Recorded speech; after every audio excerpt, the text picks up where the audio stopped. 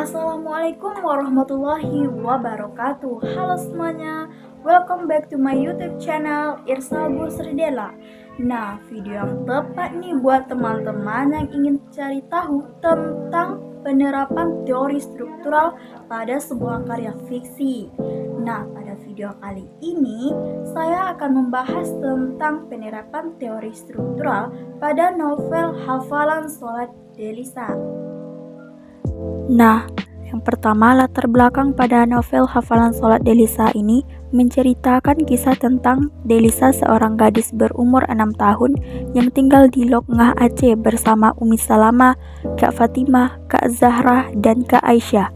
Sedangkan Abi Usman, ayahnya jarang berada di rumah karena bekerja di perusahaan minyak internasional yang mengharuskan Abi Usman pergi dari satu benua ke benua lainnya pada tanggal 26 Desember 2004. Malangnya, ketika Delisa sedang menghafal bacaan sholat tersebut, tiba-tiba gempa datang, lalu disusul dengan datangnya tsunami yang pada saat itu langsung meluluhkan lantakkan kota Lokngah hanya dalam beberapa menit. Setelah beberapa minggu tsunami di Aceh, Delisa menemukan mayat Umi Salamah yang telah menjadi kerangka dan menggenggam hadiah yang Delisa inginkan. Saat itu, Delisa tersadar bahwa keikhlasanlah yang mampu membuat Delisa mampu menghafal bacaan sholat, bukan untuk kalung tersebut, namun untuk mendoakan Umi Salamah, Kak Fatimah, Kak Zahra, dan Kak Aisyah di surga. Dalam novel Hafalan Sholat Delisa juga terdapat unsur intrinsik. Yang pertama, tema pada novel tersebut bertemakan sosial dan agama karena dalam cerita tersebut banyak nilai sosial dan agama. Yang kedua, tokoh dan menanggapi watak tokoh. Tokoh pertama, Delisa berwatak pemalas, manja, baik, dan suka memberi. Delisa mempunyai sifat tersebut karena Delisa memang seorang anak bungsu. Tidak heran kalau seandainya dia agak pemalas.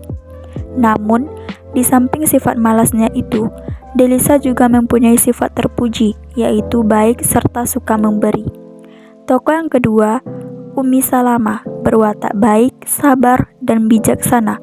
Seorang ibu yang sangat baik serta bijaksana dalam kehidupan berwarganya.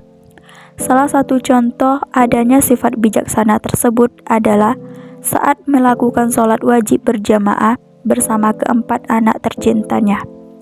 Tokoh yang ketiga, Fatimah, berwatak baik, perhatian. Tokoh yang keempat, ada Aisyah, berwatak usil, iri hati, dan baik. Tokoh yang kelima, ada Zahra, berwatak pendiam dan baik. Tokoh yang keenam, ada Abi Usman, berwatak baik dan sabar.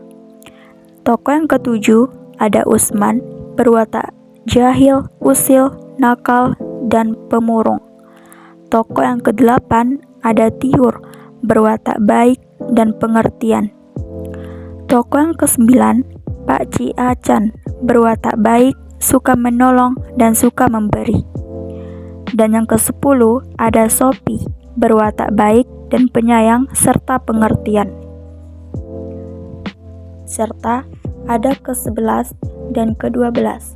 Yang ke-11 ada Smith, Adam, berwatak baik, penyayang, dan suka menolong. Yang terakhir, yang ke-12 ada Ustadz Rahman, berwatak tawakal, sabar, pengertian, dan baik hati.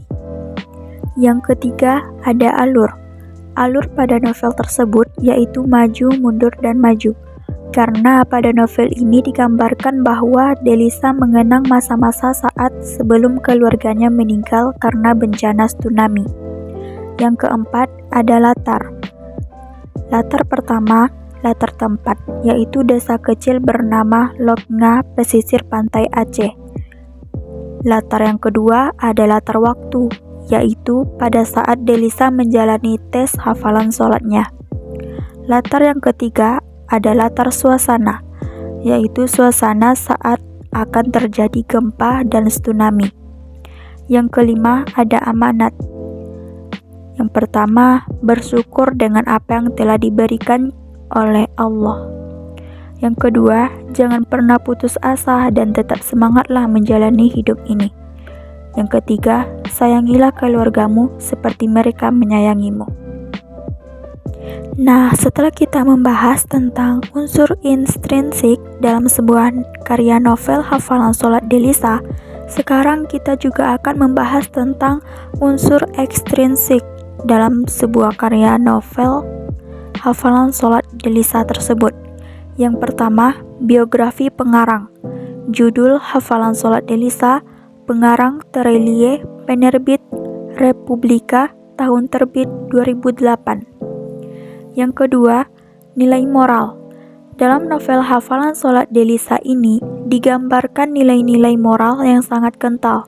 Kita dapat menganalisis dari keadaan sosial dan kegiatan masyarakat di daerah tersebut. Sangat sopan dan juga sangat mengutamakan nilai-nilai agama dan budaya Islam. Yang ketiga, nilai sosial. Dalam novel tersebut terdapat nilai sosial, contohnya kebersamaan seorang ibu yang menyayangi keempat anaknya dengan sabar. Walau dalam keluarganya tersebut tidak hadir seorang ayah, namun keluarga tersebut dapat hidup sejahtera dan tentram. Yang keempat, ada amanat. Dalam novel tersebut kita dapat meneladani sifat dan sikap seorang anak yang bernama Delisa ini. Dia mengalami pahitnya hidup, namun dia tetap menjalani pahitnya hidup dengan tabah dan sabar. Intinya, manusia hidup di dunia harus tetap bersyukur dengan apa yang diberikan oleh Allah Subhanahu wa Ta'ala dan tetap sabar menjalani hidup walau banyak cobaan darinya. Yang kelima, realita. Dalam novel tersebut terdapat realita, yaitu dalam kehidupan sehari-hari. Banyak orang tua yang kurang peduli dengan nilai keagamaan anaknya. Kita juga terdapat melihat sekitar kita banyak anak-anak yang kurang peduli dengan kegiatan keagamaannya. Seperti contoh, kurang minat untuk menghafalkan doa-doa sholat dan membaca Al-Quran. Yang keenam, relevansi. Novel Hafalan Sholat Delisa sangat layak dibaca oleh semua kalangan masyarakat dan khususnya para pelajar, karena cerita yang terkandung dalam novel ini sangat bagus dan sangat baik untuk diterapkan dalam kehidupan beragama dan berkeluarga. Jadi, kesimpulan yang dapat saya peroleh adalah pentingnya mengetahui dan memahami unsur intrinsik dan ekstrinsik suatu novel. Dengan mengetahui dan memahami unsur intrinsik dan ekstrinsik itu, kita dapat memahami isi suatu novel, dan menurut saya, novel Hafalan Sholat Delisa sangat cocok dibaca oleh mereka yang sedang merenungi dan mencari makna dan arti dari hidup yang sebenarnya. Baik, mungkin sampai di situ saja pembahasan saya pada video kali ini. Untuk pembahasan selanjutnya, tetap stay tune di channel YouTube saya. Terima kasih. Wassalamualaikum warahmatullahi wabarakatuh.